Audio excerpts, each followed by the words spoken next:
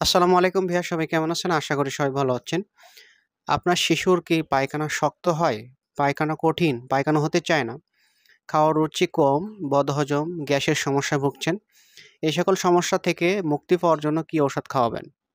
তা বন্ধুরা, অবশ্যই ভিডিওটি সম্পূর্ণ দেখবেন। আমি Mohammad Saidul Islam, paramedical and technology doctor, DMA pharmacist, medicine, চর্ম, যৌন, মা ও শিশু রোগে অভিজ্ঞ।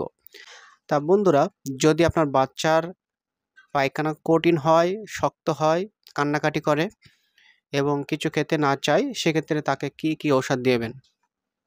যদি বাচ্চার ২-৩ দিন পায়খানা না হয়, তাহলে অবশ্যই গ্লাইসাপ গ্লাইসাপ চাইল্ড এই বাতিটা মলদ্বারের ভেতরে দিলে তার পায়খানাটা হয়ে যাবে।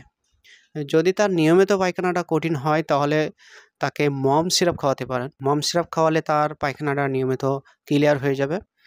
আর সাথে নওনিহাল সিরাপ দিবেন। নওনিহাল সিরাপ দিলে তার পেটের বদহজম, অজীর্ণ, গ্যাস, পেট ব্যথা, কোষ্ঠকাঠিন্য, পেটের গোলযোগ দূর হয়ে যাবে। তা বন্ধুরা, এই ওষুধগুলো খাওয়ান, দেখবেন আপনার বাচ্চার পেটের সমস্যা ভালো হবে, পায়খানাটা ক্লিয়ার থাকবে। ভালো থাকেন, সুস্থ থাকেন। আল্লাহ হাফেজ। আসসালামু আলাইকুম।